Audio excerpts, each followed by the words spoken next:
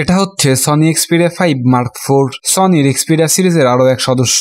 নতুন সংস্করণের এই ফোনটি কি হতে পারে আপনার পরবর্তী ফোন, চলুন জেনে নেওয়া যাক। ফোনটির পেছনে কর্নারের দিকে এর ক্যামেরা বাম্প, যেটি আগের সংস্করণগুলির মতোই। এই ক্যামেরা বাম্পটি ব্যাক প্যানেলের চেয়েও কিছুটা মোটা। সঙ্গে রয়েছে সনির সিগনেচার লোগো। ফোনটির গ্লাস ব্যাক অ্যালুমিনিয়াম ফ্রেমের সাথে 172 গ্রাম ওজন। এরপরেও ফোনটির হ্যান্ড গ্রিপ যথেষ্ট ভালো। ফোনটির সামনে এবং পেছনে প্রোটেক্টর হিসেবে যুক্ত রয়েছে shutter resistant Corning glass Victus. এই ডিসপ্লেটির বেজেলের ভেতরেই সেলফি ক্যামেরা ব্যবহার করা হয়েছে। ফোনটির 2D কার্ভ সহ উপরের নিচে স্কার্ট থাকায় ফোনটির সৌন্দর্য অনেকাংশে বৃদ্ধি পেয়েছে। ফোনটিতে ওয়াটার এবং ডাস্ট প্রতিরোধক হিসেবে IP65 এবং IP68 এর সাপোর্ট যুক্ত রয়েছে, যা কিনা 1.5 মিটার পানির নিচে 30 মিনিট পর্যন্ত সার্ভাইভ করতে সক্ষম। ফোনটির পাওয়ার বাটনের সাথেই ফিঙ্গারপ্রিন্ট সেন্সর যুক্ত রয়েছে, এটি অতি দ্রুত ফোনটিকে আনলক করতে সক্ষম। আগের মডেলগুলির মতো রয়েছে 2 স্টেপ ক্যামেরা বাটন। প্রথম স্টেপ হচ্ছে ফোকাস করার জন্য এবং দ্বিতীয় স্টেপে ছবি তোলার জন্য।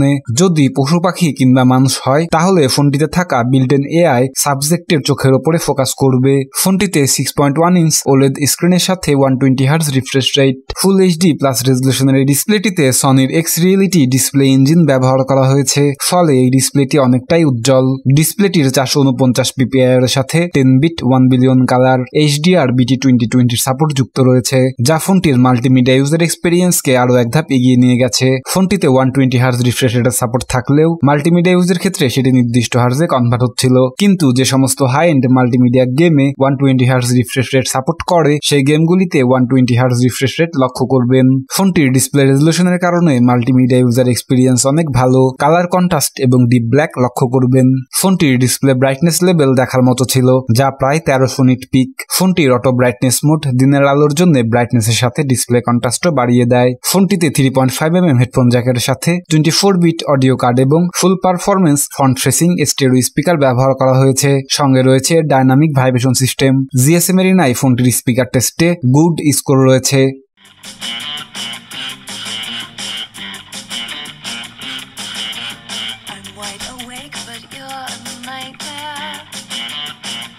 ফোনটিতে নোটিস করার মতো হাই ফ্রিকোয়েন্সি এবং লো ফ্রিকোয়েন্সি লক্ষ্য করবেন। ফোনটিতে মাইক্রো SD কার্ড স্লট সাপোর্টের সাথে UFS 3.1 256GB পর্যন্ত ম্যাক্সিমাম স্টোরেজের সাপোর্ট বিল্ট ইন রয়েছে। ফোনটির ইন্টারফেসটি দেখতে সাদামাটা। গ্লোবাল ভার্সনের এই মডেলটিতে সনির কাস্টমাইজ Android 12 এর ইন্টারফেস লক্ষ্য করবেন। এই ফোনটিতে মাল্টি উইন্ডোজ ফিচার যুক্ত রয়েছে। ডিসপ্লের সাইডে একটি ফ্লোটিং বাটন অ্যাড রয়েছে, যা কিনা সিঙ্গেল হ্যান্ড ইউজারদের জন্য কাজে আসবে। ফোনটি যে কোনো আলফা ক্যামেরার সাথে সরাসরি কানেক্ট হতে পারে। ফোনটিতে 4 ন্যানোমিটার 2995 MHz এর স্ন্যাপড্রাগন 8 Gen 1 প্রসেসরের সাথে 5G কানেক্টিভিটি। জিপিইউ হিসেবে রয়েছে 818 MHz এর Adreno 730। ফোনটিতে 3200 MHz এর LPDDR5 8GB পর্যন্ত ম্যাক্সিমাম র্যামের সাপোর্ট যুক্ত রয়েছে, যা ফোনটির মাল্টিটাস্ক গেমিং এক্সপিরিয়েন্সকে আরো এক ধাপ এগিয়ে নিয়ে যাবে। ফোনটির বিল্ট ইন ক্যামেরা প্রো অ্যাপটি যথেষ্ট কাজের। এতে ম্যানুয়াল মোডের পাশাপাশি বেশ কিছু মোড সংযুক্ত রয়েছে। ফোনটিতে cinema pro app built in রয়েছে, সেখানে একসাথে অনেকগুলি ভিডিও প্রজেক্টের কাজ একসাথে করতে পারবেন এবং তা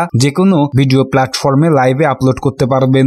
সিনেমা প্রো অ্যাপ দিয়ে আপনি যে কোনো ধরনের কন্টেন্টগুলি আরো সহজেই করে নিতে পারবেন। এ সকল কাজকে সম্পাদন করার জন্য ফোনটিতে ট্রিপল ক্যামেরা সেটআপ ব্যবহার করা হয়েছে, যা আমরা আগের মডেলগুলিতে দেখতে পেয়েছি, কিন্তু এইবার টেলিফটো লেন্সে কিছুটা পরিবর্তন হয়েছে, যা আগের চেয়ে ভালো জুম করতে সক্ষম। ফোনটিতে জাইস অপটিক্স জাইস টি লেন্স কোটিং ব্যবহার করা হয়েছে। ফোনটির মেন ক্যামেরাটি 12 megapixel f1.7 aperture. Telephoto lens হিসেবে রয়েছে 12 মেগাপিক্সেল f2.4 অ্যাপারচার, যাতে সর্বোচ্চ 2.5x পর্যন্ত অপটিক্যাল জুমের সাপোর্ট যুক্ত রয়েছে। ফোনটিতে 12 মেগাপিক্সেল f2.2 অ্যাপারচারের একটি আল্ট্রা ওয়াইড লেন্স রয়েছে। প্রত্যেকটি লেন্সের সাথে AI যুক্ত পাচ্ছেন, ফলে লো লাইটে ফোনটি আরো ভালো ছবি তুলতে সক্ষম। দিনের ঝকঝকে আলোতে মেন ক্যামেরা দিয়ে তোলা ছবিগুলি অনেক শার্প এবং ডিটেলস। ছবিগুলির কোয়ালিটি অনেক দুর্দান্ত। হোয়াইট ব্যালেন্স, কালার স্যাচুরেশন এবং ডাইনামিক রেঞ্জ যথেষ্ট ভালো। ফোনটিতে আলাদাভাবে পোর্ট্রেট মোড ব্যবহার করা হয়নি, কিন্তু এরপরেও মেন ক্যামেরা দিয়ে তোলা পোর্ট্রেট ছবিগুলিতে সাবজেক্ট এবং ব্যাকগ্রাউন্ড বুকে ইফেক্ট লক্ষ্য করবেন। ফোনটিতে সর্বোচ্চ 2.5x পর্যন্ত অপটিক্যাল জুম থাকার কারণে জুম করা ছবিগুলিরও কোয়ালিটি যথেষ্ট ভালো। ফোনটির আল্ট্রা ওয়াইড লেন্স দিয়ে তোলা ছবিগুলি অনেক ডিটেলস। রাতের বেলায়ও ফোনটির মেন ক্যামেরা দিয়ে তোলা ছবিগুলি অনেক শার্প এবং ডিটেলস। ছবিগুলির কোয়ালিটি অনেক দুর্দান্ত। ফোনটি দিয়ে আপনি সর্বোচ্চ 4K at 120fps 1080p at 240fps এর স্লো মোশনে ভিডিও রেকর্ড করতে পারবেন। ফোনটির সেলফি সেলফি ক্যামেরাটি 12 মেগাপিক্সেল f2.0 অ্যাপারচার, যা যথেষ্ট ভালো। সেলফি ক্যামেরারও ডায়নামিক রেঞ্জ এবং কালার স্যাচুরেশন যথেষ্ট ভালো। এটিতে আপনি সর্বোচ্চ 4K at 30 fps সহ 1080p at 3060 fps এর ভিডিও রেকর্ড করতে পারবেন। এত কিছুকে পাওয়ার অন করার জন্য যুক্ত রয়েছে নন রিমুভাল লিথিয়াম পলিমার 5000 mAh এর একটি শক্তিশালী ব্যাটারি। এই ব্যাটারিটিকে চার্জ করতে 30 ওয়াট ফাস্ট চার্জারের সাহায্য নিয়েছে সনি, যা ফোনটিকে মাত্র 30 মিনিটে 50% চার্জ করতে সক্ষম। এত কিছুর পরে ফোনটির দাম গিয়ে দাঁড়ায় 1049 ইউরো, যা বাংলাদেশি টাকায় 1,65,000 টাকার সমপরিমাণ। সনি Xperia 5 Mark IV ফোনটি শক্তিশালী প্রতিদ্বন্দ্বী হিসেবে বাজারে রয়েছে iPhone 13 Pro Max। iPhone 13 Pro Max ফোনটি সম্পর্কে বিস্তারিত জানতে এখনই ক্লিক করুন। সবাইকে আরো একবার ধন্যবাদ জানিয়ে এখানেই শেষ করছি।